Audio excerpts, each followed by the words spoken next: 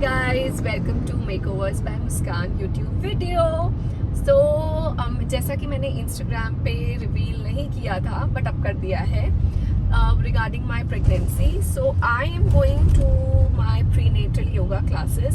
सो बहुत सारी मिथ्स होती हैं, पहले तो मेरे को ये क्लियर करने दो कि हम प्रेगनेंसी में ये नहीं कर सकते, वो नहीं कर सकते। जब भी आपको ये गुड न्यूज़ मिले और आप प्रेग्नेंट हो तो प्लीज़ अपने गायनी से ज़रूर पूछ लेना कि आप कर सकते हो या नहीं कर सकते हो। तो इन सब मिथ से दूर रहना, एक्सरसाइज करना हर स्टेज में लाइफ के अच्छा होता है। येस, फर्स्ट 3 मंथ्स थोड़े से क्रिटिकल होते हैं, उसमें अगर गायनी मना करे तो स्ट्रिक्टली मत करना। मेरे को बेड रेस्ट था, मैंने बहुत बेड रेस्ट किया। लेटर ऑन मुझे धीरे धीरे मैंने वॉक से स्टार्ट किया, फिर अब मैंने 6th मंथ से एक्सरसाइज क्लासेस मतलब yoga classes, prenatal yoga classes लेना स्टार्ट किया। और लेट मी टेल यू, बहुत ज़रूरी है दे ट्रेन यू प्रॉपरली कि आपको लेबर पेन्स हो तो कैसे ऊपर से लेना। हाँ, तो आपको कैसे अपने लेबर पेन्स के टाइम पे रहना चाहिए। तो मैं जा रही हूँ रजौरी गार्डन, वहाँ पे है एक क्लिनिक जहाँ पे मैं प्रीनेटल क्लासेस लेती हूँ। एंड रहिए मेरे साथ, आई शो यू कुछ एक्सरसाइजेस कि कैसी होती हैं। और थोड़ा सा ऑब्वियसली स्टैमिना आपको कम लगता है इस टाइम पे, लेकिन ये उसी के लिए होता है कि आप प्रिपेयर्ड रहो लेबर के टाइम पे, और बाकी तो भगवान के हाथ में होता है। So let's go, come with me.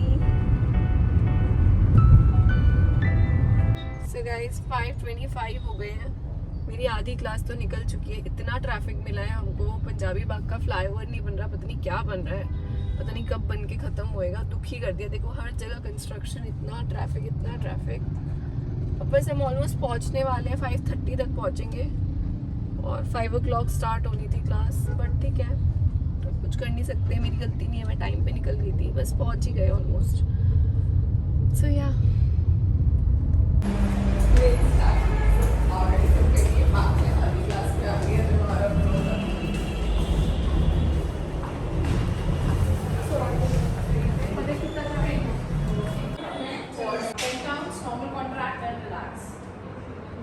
और मेरी ट्रेनर हैं डॉक्टर तन्वी सेठी, जो कि इंस्टाग्राम पे एक्टिव मोशन के नेम से हैं। उनका पेज मैंने यहाँ पे डाल दिया है। और उनका बेस्ट चीज़ मुझे ये लगे कि हर स्टूडेंट को उन्होंने पर्सनल अटेंशन दिया। सिर्फ मुझे ही नहीं, जितने भी हम प्रेग्नेंट लेडीज़ वहाँ पे जाते थे प्रीनेटल योगा के लिए, सबको इंडिविजुअली वो इक्वल अटेंशन देती थी।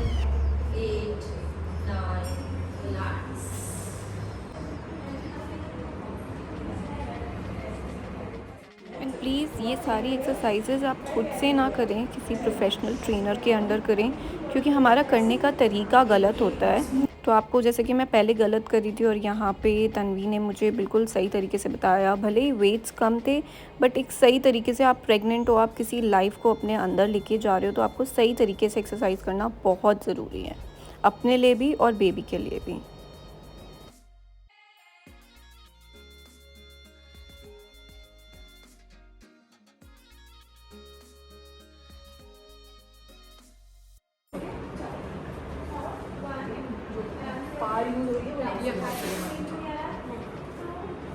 कितने करने हैं? 12।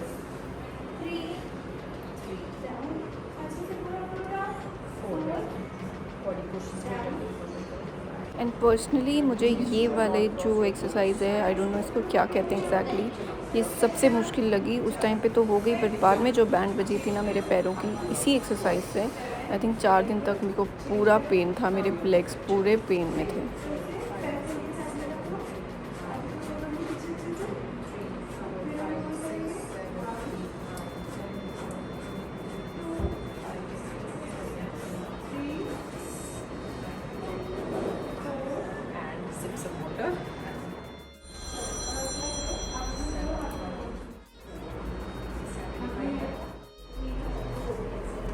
तो ये वाली एक्सरसाइज एक तरीके से स्टेयर्स चढ़ने के जैसी है। तो अगर आप नहीं जा रही हो कहीं पे योगा क्लासेस के लिए, आप घर पे भी स्लोली स्टेयर्स अप डाउन करो, बहुत केयरफुली। और जब आप किसी भी प्रीनेटल योगा क्लास में ज्वाइन करोगे तो वो सबसे पहले आपको ब्रीदिंग सिखाते हैं। और ये मैं गलत ब्रीदिंग कर रही थी, तो मुझे तन्वी ने सही तरीके से बताया कि कैसे ब्रीदिंग करनी है। और ब्रीदिंग बहुत ज़रूरी है गाइस, सीखना आपके लेबर के टाइम पे आपको जेन्युइनली काम आती है। और आपको पेशेंस कैसे रखना है, वो भी ब्रीदिंग से बहुत फ़र्क पड़ता है।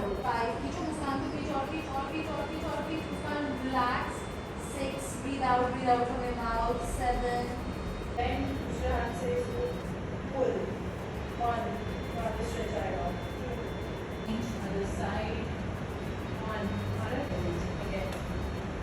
Knees between your feet.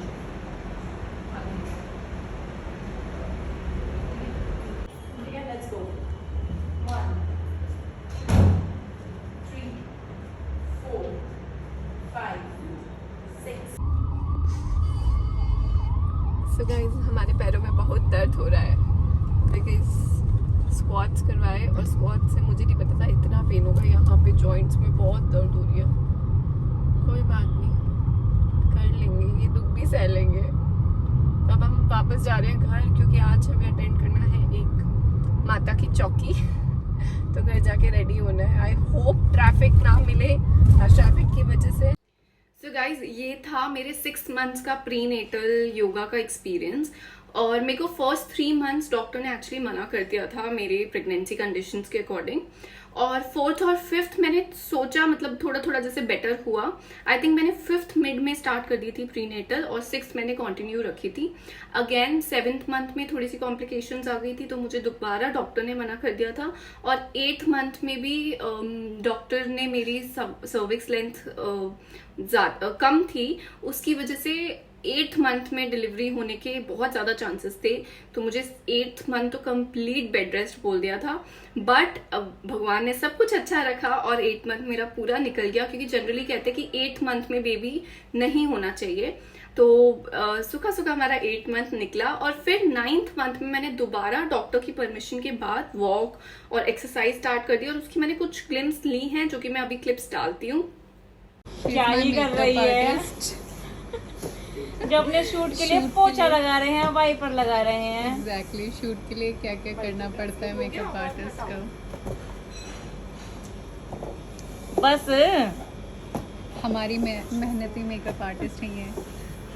तो यहाँ पे मैं डक वॉक पोजीशन में पोछा लगा रही हूँ. सबसे ज़्यादा बुरा लगता था मीना दीदी को, क्योंकि उनको अजीब लगता था कि भाभी पोछा लगा रही हैं. बट ये मेरे फ़ायदे के लिए था तो मैं कोई शर्म नहीं करती थी. और एटलीस्ट 3 कमरों में तो अपने घर में पोछा लगाती थी. और यहाँ पे मैं जापा दीदी के हेल्प से कर रही हूँ डक वॉक. ये मैं दिन में 2 बार करती थी. अराउंड जितना एरिया मैंने अभी कवर करा है वैसा ही समझ लो. अराउंड 10 लैप्स लेती थी, मतलब 1 एक साइड 2 दूसरा साइड ऐसे करके. और दिन में 2 बार ज़रूर करती थी मैं ये. इसके अलावा मैं ये 9th मंथ में करती थी स्क्वाट्स. ये मैंने थोड़े से कम किए थे जनरली, क्योंकि मुझे करेक्ट पोजीशन नहीं पता चल रही थी और मैं कोई रिस्क नहीं लेना चाहती थी. और मैं आपको अगर वर्बली बताऊं तो मैंने सबसे ज़्यादा डक वॉक्स करी हैं. मैंने ऑलमोस्ट 9 मंथ में ऑलमोस्ट एवरी डे, कुछ डे वीक के छोड़ के झाड़ू पोछे लगाए हैं. झाड़ू नहीं लगाया, पोछे लगाए हैं, बट इन डक पोजीशन. जैसे आप डक वॉक करते हो उसी पोजीशन में आप पोछे लगाओगे. और वॉक करी है daily half an hour 40 minutes, जितना आपका स्टेमिना आपको अलाउ करे. 2 टाइम्स कर सकते हो तो well and good. Stairs up down करो. जनरली पूरे प्रेगनेंसी मैंने लिफ्ट यूज करी थी, लेकिन 9th मंथ मैंने अच्छे से स्टेयर्स ऊपर नीचे करी थी. और उसके अलावा मैंने खाने पीने पे बहुत ध्यान दिया था. जैसे मैंने घी, मक्खन और घी वाला दूध जो घर पे, आई थिंक उसको टिंग बोलते हैं काफ़ी लोग, वो बहुत पिया था. इनफैक्ट मेरी लेबर्स में भी मैंने वो पिया था. मैंने वॉमिट भी करी थी, बट वो ज़रूर पिया था मैंने अपनी डिलीवरी से जस्ट पहले भी और थ्रू आउट 9 मंथ. और मक्खन बहुत खाया था, घर का होममेड जो हमारा मक्खन होता है इंस्टेंट बना के. तो उसकी रेसिपी मैंने अपने फूड चैनल पे भी डाली थी कि इंस्टेंट आप मक्खन कैसे बना सकते हो. तो वो आप बिल्कुल सब्जी की तरह उतनी क्वांटिटी में खाओगे तो आपके नॉर्मल डिलीवरी के चांसेस बढ़ते हैं. सो ये सारी चीज़ें मैंने करी और उससे आई थिंक कहीं ना कहीं हेल्प मिलती है आपके फिजिकल स्ट्रेंथ में, आपको टुवर्ड्स नॉर्मल डिलीवरी इंक्लाइन करने में. सो ये सब किया. बहुत सारी रिक्वेस्ट थी इस वीडियो को लेके. आई वांटेड कि जो भी सारी मेरी प्रेग्नेंट लेडीज अभी हैं उनके लिए यूजफुल हो. अगर ये व्लॉग जेन्युइनली आपके काम आया सो प्लीज इस व्लॉग को लाइक करो, कमेंट करके बताओ कि क्या चीज़ आपको सबसे ज़्यादा अच्छी लगी और क्या आप मेरी साइड से जानना चाहोगे. और मेरे चैनल को ज़रूर सब्सक्राइब करो. Thank you guys, lots of love.